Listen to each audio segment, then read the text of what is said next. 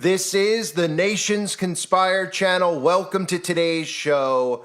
Mark Zuckerberg did an interview on a popular podcast called The Theo Von Show. And I have to play for you some of the clips that aired during that podcast because they all revolve around the phone merging with your body. Some of these guys are openly talking about how the phone's going to be obsolete and the neural link and brain-computer interfaces are the future. We've heard the clips I played for you from Nokia at the World Economic Forum.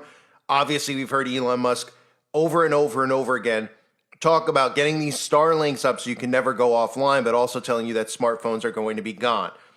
In this interview, Mark Zuckerberg talks about a lot of the things that I've discussed over the years.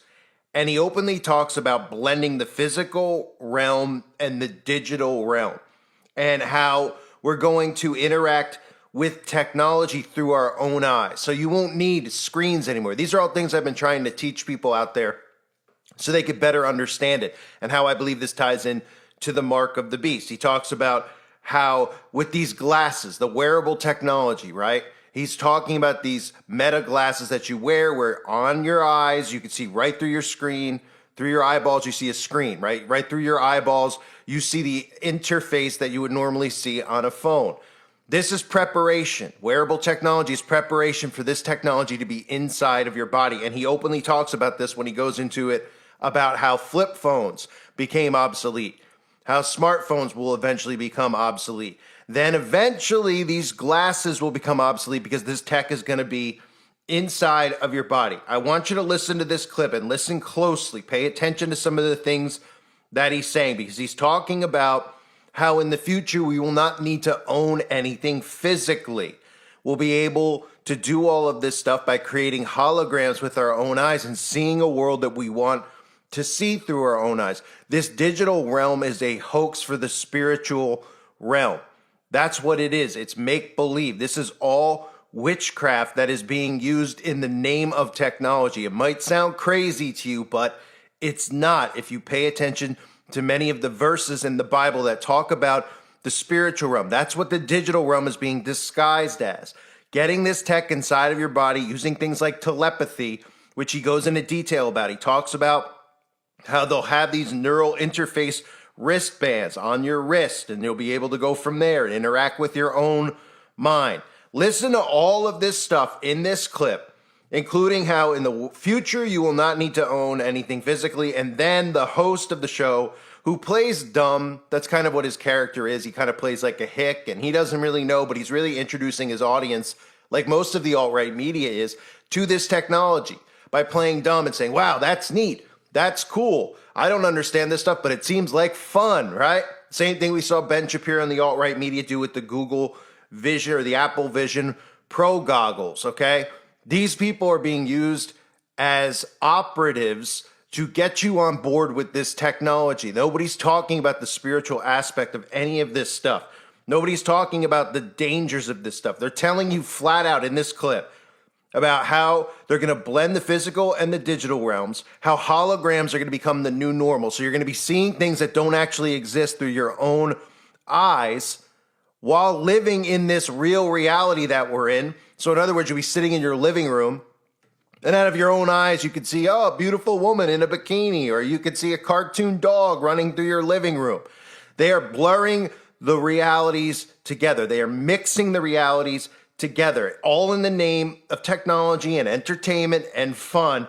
And he goes on to show you flat out that he was in the back and he put this technology on. He even holds up the 666 hand sign while he's demonstrating this technology. It couldn't be more obvious. Pay attention to that and pay attention to how physical things will not be needed in the future, because this ties back into the World Economic Forum, how you'll own nothing and be happy while they burn everything on the Earth's surface using weather modification, weather control, and every other thing that they're going to do by creating false wars and blowing things up and creating all these supply chain issues with tariffs and everything else.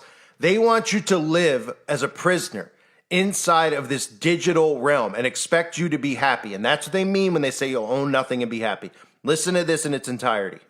But then the main thing is their AI glasses. So you can glasses, I think, are like the perfect form factor for a device where if you want to have an AI that you let see what you see, hear what you hear, it can talk to you, you can talk to it throughout the day. I think glasses that's like, yeah, if you want to have something that has the same context to the world that you do, it's going to be glasses. And there's like a billion or 2 billion people in the world who wear glasses already. So to me, the chance that we look back like a decade from now and like all those glasses aren't AI glasses by that period, it's kind of like obviously all the flip phones were going to become smartphones, right? I mean, that was clearly a thing that was going to happen. I think that's going to happen with glasses too. But the other piece of this is that you're going to get the ability to kind of put holograms in the world, right? So our experience with technology today is, I don't know, it's kind of funny in a way how it's divided, where it's like we have the physical world all around us. And then if you want to interact with something digital, you need to like put a screen up, right? So maybe it's like this, you have your small glowing rectangle, your phone with you, you have like, your screen if you want to like project something. Yeah, your computer. But I think in the not too distant future, this should be blended together, right? You'll have like the physical world, but all this digital stuff should just basically be holograms. You shouldn't need like a physical screen. Like there's no reason why in the future, you want to have a screen there. You'll just have glasses and that screen will be a hologram. Right. And that's what you'll see it. That's what you put me in. Yeah. Somebody put me in a damn. Yeah. No, that's final season of Stranger Things back there. Yeah. I got put in whatever they put on me. It was like lens crafters, makes lens crafters look pretty, lame. Well, it's different. It was crazy. I'll say it was like, can I say what happened on it? Yeah. It was, so you put the glasses on and it's like an advancement of the pair that you have on now, right? So it's like years down the line. How many years down the line do you realistically think that those could? I'm hoping that we'll have a version of that as a product in a few years, but it's like going 4 years or 8 years. Hopefully closer to 4, Okay. or even less. But it's. I think that there will still be simpler glasses like this, and then there will be more complex glasses. Those will be more expensive. There's more Right. It's what do technology you packed want, into them. kind of. Yeah, but so some people will want like more tech. They'll want the holograms. Some people just want a simple experience where it's like, all right, I got the AI, I got the ability to listen to music and phone calls and do all that. And then obviously the less tech that you put into them, the thinner they can be, which I mean, some people like bulky glasses, some people want thin glasses. And it was fascinating. Yeah. They had a thing on my wrist, right? Like Neural interface. A neural interface? You could basically control the glasses with your mind through signals that you're sending from your brain to your hand. Yes, it was fascinating. It was like I could touch different nodules that I needed to and stuff, or different nodes, whatever it's called. I could look at certain things and that would highlight what it was. And it was like it was just a screen in midair. And I could walk around the side of the room and then come back and the screen would still be there, but it wasn't really there in real life.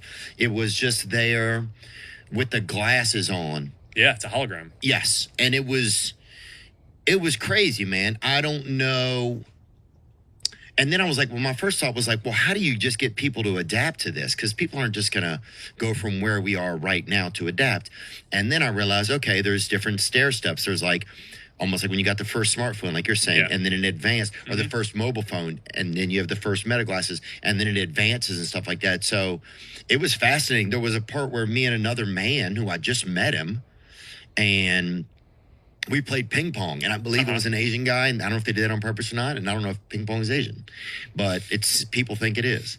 And I started playing with this man back there, and the table, win? Huh? Did you win? Dude, who knows? We're in the future. I don't know if they keep score. I think everybody gets a medal. No, you definitely keep score. Oh, you do? Yeah. And then in our future, not everyone gets a medal. Yeah, I like that. Are you not entertained? That's more, Oreo, fire up the grill. Yeah, no, it's... Loser burns. But no, we could play a game and it was not real. It was a ping pong table in front of us that was not real. It was like 3D ping pong. Yes. Yeah. So it wasn't there. Uh-huh. Someone could ride their bike, or like your dumb brother could ride his freaking bike. Like, Dang it. Yeah. Ricky, bro, you freaking rode right through our net. So, I mean, I think it's an interesting thought experiment how many of the things that we physically have That's what's aren't going to need to fascinating be me. there in the future, right? So pretty much every screen doesn't need to be there, right? It'll just be a hologram. Any media, any book that you're playing, any board game, That any will be cards, nice. those are, yeah. That'd be nice, because one thing I hate is at the airport, all these TVs are on there. It's Yeah. like everything is so loud now. It's like, can you just make it for you? Just turn it down. Why Yeah, does personalize it. why do Yeah. we all have to experience this Yeah, no, exactly. painful noise sometimes? Yeah, it's like you're driving through a city and there's billboards and nothing is personalized. It's like how TV used to be, right? I mean, in the future, now like all the stuff that you use on your phone, it's like you get exactly what you're interested in, and it's just a much higher quality experience. Yeah. But there's all this physical stuff that just stuck, right, and is static. And yeah, I mean, everything I think is going to be able to. Sorry, not everything, but I think it's an interesting thought experiment how much of the stuff that we physically have today that just doesn't actually need to exist in the future. So They had a thing on my wrist, right? Like neural interface. a neural interface? You can basically control the glasses with your mind through signals that you're sending from your brain to your hand. Yes, it was fascinating. It was like I could touch different nodules that I needed to and stuff, or different nodes, whatever it's called. So there was a lot to take out of that clip, and I put that ending clip back in there. I repeated that part where he talked about the interface in his wrist interacting with his mind. Did you notice how they showed you while he was talking about that? He was holding up the 666 hand sign while he had these meta glasses on, and he talked about how you could think with your mind. You could send messages through signals from your mind to your wrist. And he was also discussing, Zuckerberg was talking about how the flip phone became obsolete. And we went from a flip phone to a smartphone. And all these guys are talking about, from Zuckerberg to Bezos, all of them, they've openly talked about how brain-computer interface is the future, that smartphones will be gone. They're telling you that this tech is going to go in your body. Now think to yourself about the Bible in the book of Revelation, chapter 13, verses 16 through 17. And he causeth all, both small and great, rich and poor, free and bond, to receive a mark in their right hand or in their foreheads, and that no man might buy or sell, save he that had the mark or the name of the beast or the number of his name. Think about that, where he was talking to you right there about the wrist and the mind, the hand and the mind, going in coordination with one another, where you could receive this mark in either your hand or your mind, and you wouldn't be able to buy or sell without it. So then think to yourself about how they're getting rid of cash and they're making you pay for everything with your phone. They're making you go into stadiums, have to scan barcodes with your phone. They're making you go to restaurants. You have to bring up the menu with your phone, making it so you can't live without your phone. But at the same time, they're telling you your phone's going to become obsolete. The mark. This will be something that's embedded in you. And all that stuff you heard Zuckerberg talk about with seeing this interface through your eyes, where you don't need a screen anymore. You don't need to look down at your phone. You don't need a television screen. You'll be able to see this through your own eyes. And other things can be interacting in the same space at the same time, but you'll see this interface through your eyes. That is what we're headed towards. So if you're not going to be able to buy or sell in the future without a smartphone, right? That's all we're hearing about. Boarding passes, can't print them anymore. Better have a smartphone if you want to get on a plane and come to the airport. If you don't have your digital ID, which will be on your phone, you're not going to be able to travel. Soon you'll be able to drive without these things, right? But if you don't have a phone, how do you do it? Well, you don't. You're left out of society, kind of like they told you in 2021, where if you didn't poison yourself, you were going to be left out of society, right? But then at the same time, they tell you that all this stuff's digital, everything's going to be bought and sold on the internet, but there won't be phones anymore. Thus a mark of the beast. Now, the other thing in there, again, was him talking about owning nothing and you'll be happy. This goes back to the World Economic Forum, right? You own nothing and be happy. While they destroy the Earth's surface, which is what their plan is, they expect you to live in this digital realm and be happy. Oh, you could go to Hawaii. It's free. Put your goggles on. You could go there with your favorite celebrity and sit on the beach. And most of these people will say, that's wonderful and that's great, because they're making the world such a hellish place to live in that people will just say, you know what, I'd rather live there than interact with my human neighbor, right? Bible talks about people growing cold. Well, we're seeing that happening right now. based on politics that they're creating.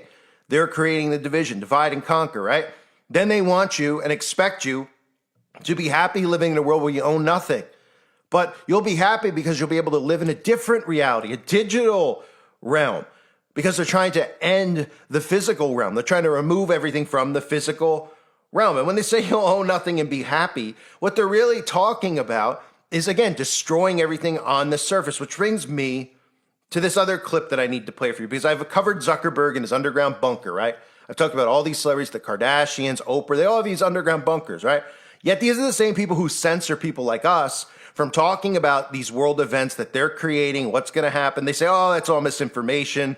Oh, they're creating trauma in people's minds. They're making people depressed. Well, all the same people like Zuckerberg who are censoring free speech are building out underground bunkers, right? So here's a clip of Zuckerberg talking about an underground bunker, but trying to make it seem like it's a storage facility, right? Yeah, that makes sense. You know, he couldn't just build giant bunkers above ground to store whatever he needs to store. Well, that's because it's not a storage facility, but these guys are now in panic mode because these are the people that need to convince you to go along with their technology in the future. Musk, Zuckerberg. So they can't have it look like, oh, these people are in on it. These people are bad people. Have you noticed how they've tried to spin Zuckerberg into a Trump guy now, just like they spun Musk into a Republican Trump guy now? Because they want you on board with this technology. They don't want you to think that there's a conspiracy here. And all these big tech guys know what's coming because these are the people responsible for what they're doing right now. And it's only going to get worse. And he talks in this clip about, well, I do have an underground tunnel, but it's more like a storage facility. Listen to this. You're like a damn emperor, dude. Does that feel like that ever? No. Man, it's like I feel like I wish that people did what I wanted them to do. It's like that would be fun. But in the meantime, you can have some fun. Yeah. Oh yeah, I would have a chopper. I don't even know what I would have. I would have an underground tunnel. Even that it came right back up next to where it started. I do have an underground tunnel. Do you really? Yeah. In USA? Well, I have this ranch in Kauai. Yeah. Where there's this whole thing where people were like, there's this whole meme about how people are saying I built this like bunker underground. It's like more of underground storage type situation. But yeah, no, it's oh wow. Zucky got that bunky. What's under the ground is more water, right? It's basically what you just said. It's sort of a tunnel that just goes to another building. Yeah. But it's a good place to hide a little bit of dope, though. That's what I would say, dude. Those are the good. That's what I would do anyway. But well, you and I differ there. Yeah. So there he is admitting to something that we've all covered over the years. We've all been told we're conspiracy nuts for talking about his underground bunker. And remember, like I said, think of it from that perspective. These people call us conspiracy nuts. They call us neurotic. Oh, we're fear mongers. We're talking about underground bunkers because the world is ending and this is coming and that's coming, right? And they go, don't listen to these guys. These guys are making you panic, right? But all these same people are the ones building underground bunkers. And they're all the ones who are conspiring together, so they know that something is coming because they plan on destroying the Earth's surface. And they're storing all this stuff up underground as we speak. In Antarctica, underneath their homes. Then what do you think they're storing under there? They're storing large amounts of food supply. I mean, we know that Bill Gates is sucking carbon out of the air to store underground so they can farm underground, right? These are things that are occurring right now. And Zuckerberg makes it seem like, oh, it's just a storage facility, right? But here's a clip that aired on Hawaiian News a few months ago about his doomsday bunker, where they literally will show you the blueprint, where his bunker underground has many bedrooms underground. So it doesn't look like he's just storing things underground. It looks like he's got plans to live under there for a long period of time. Mele Kalikimaka, everyone. First at 6, tech billionaire Mark Zuckerberg is speaking out for the first time about his so-called doomsday bunker under his 1,500-acre property on Kauai's North Shore. As our Eddie Dowd reports, it's nearly the size of a basketball court. Over the years, Facebook founder Mark Zuckerberg has increased the size of his now 1,500-acre property on Kauai's North Shore. Word of a secret underground bunker on the compound made national headlines earlier this year. Now the tech billionaire is speaking on camera about it for the first time. News of the bunker first broke last year in an extensive article on Wired.com headlined, "Inside Mark Zuckerberg's Top Secret Hawaii Compound." It described a large, self-sufficient underground bunker with what appeared to be a blast-resistant door. In a rare interview released last week with Bloomberg's The Circuit, Zuckerberg was asked about it. You do have a bunker there. Is there something you know that we don't? No, I think that's just like a little shelter under, and it's like a basement. A little shelter. What are you worried about? It's a basement. H&N obtained the county's planning documents that show a nearly 4,500 square foot underground storm shelter. That's about the size of an NBA basketball court and about 2/3 the square footage of Iolani Palace. It also shows a tunnel connecting the shelter to the ground level. It doesn't surprise me that somebody would think, oh my gosh, that's crazy. Tom Tizek has been a realtor in Hawaii for 25 years. In all of my years of selling real estate, I've maybe sold 1 or 2 homes with basements, if that. Tizek says he's never seen one of that size in Hawaii, but given the size of Zuckerberg's entire above-ground compound, the size of the underground shelter is small. He also points out Kauai's past history with hurricanes like Iniki. It's not unreasonable when you have the financial ability to do something that protect you and your family. So I would say that doesn't surprise me, and I don't think it's absurd. While Zuckerberg doesn't deny the existence of the shelter, he says it's just a small part of his ranch. We have the basic house that we built, and we built like an office out there because I work out there. Mm-hmm. And then just like there's just a bunch of storage space and like, I don't know, whatever you want to call it, hurricane shelter or whatever. I think it got like blown out of proportion as if the whole ranch was some kind of like doomsday bunker, which is just not true. Yeah, so it must just be a conspiracy, right? He's got storage units underground, doesn't want them above ground because he's afraid of a hurricane coming through Hawaii, right? He couldn't just build some type of really strong structure. How about some carbon-friendly structure that they tell you are resistant to hurricanes? That propaganda they put out in Florida. Oh, build your house to be carbon-friendly, and a hurricane won't conveniently wipe it out because we'll steer our tornadoes and our hurricanes away from your facility because you have a smart home and you're playing by the rules and you're building your straw homes the way we tell you to build your straw homes. He couldn't build something so strong that it couldn't blow over. Of course he could. He's worth billions of dollars. He's got an underground bunker, and it's not just so that they can put these things underground and they don't want to be found when this stuff happens. They don't want to be located. Now, it's highly likely when all this stuff goes down that most of them will be in Antarctica, most of the celebrities, but maybe they have fears that they might get stuck or left behind or caught up somewhere when it goes down.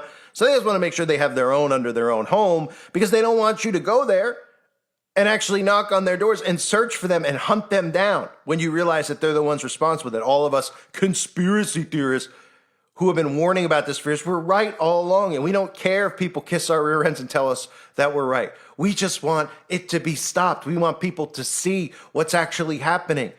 All I care about is people pay attention to this technology and don't, get tricked into thinking that, Mark of the Beast is Sunday worship. Right? It's nothing to do with the tech because the same people telling you that are sitting on their phones 24/7 and don't want to believe that it has anything to do with technology. Right? Oh, you won't be able to buy or sell unless you worship on Sunday law, right? Oh, okay, that makes no sense whatsoever. And they say, well, there's worship involved with the Mark of the Beast. Well, guess what? There'll be worship involved with artificial intelligence. Because when people start realizing what energy harvesting is and how these gigantic quantum computers need vast amounts of energy, they'll start telling you that, well, we could generate energy through worship, right? You naturally give energy out like the witches talk about. And then you're energy harvesting and you're actually worshiping the AI beast. That's all stuff that's actually coming. So we look at this and it's laughable. The size of his underground bunker, right? And how they could dismiss it. That's why they pick people like Theo Vaughn, okay? They pick these guys who dismiss the technology and they're like, whoa, that's crazy. Whoa. Oh, you have an underground bunker. Oh, I'd store dope in my underground bunker, right? They dismiss it. It's a form of mind control to get the audience out there to just laugh off what these people are doing, which is conspiring against all of us. That's why they put them on these shows. They would never have someone like Mark Zuckerberg ever speak with me. Of course not. Then I'm not looking to speak with him anyway. Not looking to be in the same room with them because I'll probably end up in jail. But they put them on these shows because these characters make all this stuff seem like it's crazy. And then when they kind of go, oh, you do have an underground bunker. Oh, it's just like a storage facility, right? Oh, well, let's look at the blueprints. You got 6 bedrooms down there. What are you storing in the bedrooms? I mean, you probably have locks on the doors. You probably are storing humans down underneath there. But realistically, what do you got bedrooms for if it's just in case there's a hurricane, we'll all go underground for a little while. Well, can't you just build a home that's so strong that it's hurricane proof? Because you can, right? I mean, other countries, the way they used to build things with brick and stone. You ever notice how those houses are still standing? And you go, wow, look at that house, right? You might watch like House Hunters or something. You see an old brick home, like it's from the 1700s. You go, wow, that's pretty incredible. It's still standing up. Yet they teach us and tell us the last 7,500 years, build your house with plastic, and these houses are blowing over. I mean, it goes back to the Three Little Pigs, right? We're building our homes out of straw. So conveniently, they can easily come in and wipe them out. And nobody's thinking about, hey, maybe we should build stronger homes instead of worrying about No. Nobody's thinking at all, right? So Zuckerberg could have easily done something like that. Doesn't need an underground bunker, but he's just one of millions of these people. Tom Cruise. How many celebrities have I covered over the years? Kardashians going on TV on their reality show, buying an underground bunker. Kanye, right? Because they all know what's coming, because they're the ones who are conspiring for what's coming. And it all ties into the stuff you heard in that clip, right? The digital realm and the physical realm. First, merging them together, which is what they've been doing. And then getting people to reside in this digital realm where they could summon things that they want instead of owning physical. We don't need to own a table, just summon one or think of one, right? The brain interacting with the neural interface, which he talks about being on the wrist. Well, eventually this is in the body. So when you hear Theo Von in that clip, he said, hey, how are we going to get people into it? He literally was saying, how are people going to get on board? Well, easy. People like you are transitioning them in. Oh, look, if you told them that this next wave was just going to be implanted in people, they would go, I'm not doing that. Oh, but it's a wristband, right? It's like a little bracelet you wear. Oh, well, you've already been indoctrinated with the Apple Watch, so what's the big deal? Oh, and then the bracelet and the glasses connect with one another. Oh, cool. Then eventually, this stuff's all in your body, right? And interacting with your brain and is interacting with computer interfaces and quantum computing. You don't even know what's going on. So this is what we're headed towards. And they talk about it on these shows, and it goes right over everyone's head. They're just like, cool. I don't need a TV screen anymore. I could see it through my eyes. That's how dumbed down people have become. And then they come over to channels like this guy's out there, man. And then when it happens, they'll still say it. It's the same as the outbreak. We all warned about it ahead of time. Then it comes and we're like, okay, well, at the very least, it should wake a lot of people up. It should have woke everybody up. And it didn't wake everybody up. We talked about the lockdowns, how they needed to lock people down. They were going to experiment with social distancing, right? Carbon, because it ties into the carbon footprint and the behavior of the carbon footprint. What happened? They put propaganda out there about how we're all conspiracy nuts, and those people bought it. 50% of the population, at least. The other 50% who woke up and said, oh, I'm not going to take that crap. They still support the same president who claimed to be the father of it, right? So they're under the same spell as the rest of the masses. But there's another clip, folks. It's coming. This technology is coming under the skin, right? Think about all those episodes I've done talking about under the skin, from Russell Brand's show to Yuval Harari to Klaus Schwab, under the skin, under the skin, under the skin. And the more they get you conditioned into wearing the wearable tech, you won't even realize the transition occurs from going to that to in you. Because eventually they'll go, the glasses are annoying. I don't like how I look in these glasses, right? That's coming, right? I don't want to look like a dork wearing these glasses around all the time. I don't, I got perfect vision. I don't want to wear these things. And they go, well, guess what? We'll make it a little bit more sexy for you. You could put them in, put it under the skin. You don't even need glasses. What? Cool. Yeah, because you don't want to leave your home and forget your glasses, right? Or your little neural interface wristwatch, whatever it is, swatch watch that you slap on. I mean, it's very easy to see where we're headed. And these people are not hiding it. It's just a matter of people grasping what they're saying. And when people like Theo Von dismiss this stuff or talk about it like it's radical, it's cool. Whoa, I was playing ping pong with somebody in China. I don't know, oh, we're going participation awards, right? That's how the mind dismisses the severity of what this technology really is. And you don't hear any of them ever talk about the mark of the beast, just like you don't hear any churches talk about the mark of the beast. And then the people you hear talk about it, you try to be rational with them and say, hey, we all want to know, we all need to figure this out together and try to lead people away from being deceived into it. And they're just hell-bent on things like Sunday law. I mean, everything, it's Sunday law. It's the Vatican. How are you going to be able to buy, so you won't be able to buy or sell without Sunday law? And then they just go, and you don't understand the worship aspect. No, you don't understand the worship aspect and energy harvesting. Have you heard about how they're talking about these big quantum computers needing excess amount of energy that is going to be so ridiculous the grid can't handle it? Well, do you know what energy harvesting is? And you know what witches do when they do spells and they do these rituals? They harvest energy through worship, right? Eventually, it's coming where they're going to start talking about, hey, you could do, people can gather and chant and with positive energy, they could empower this AI system, and give worship to it, because without the AI system, humanity wouldn't be able to survive anyway, because we'd all be dead without AI. You don't think we're headed towards that? Of course we are. These people already worship their technology and don't even realize it. And then eventually this technology is in your body. And these people still go, oh, these guys are conspiracy nuts, right? So there's Zuckerberg talking about what the plan is in the future. They're not hiding it, even bringing up his underground bunker. But the majority of people will laugh it off, dismiss it. But the truth of the matter is that the truth itself is in plain sight, and none of them are hiding it. I thank everybody for being here. I hope you're all doing well. God bless you and your families as always.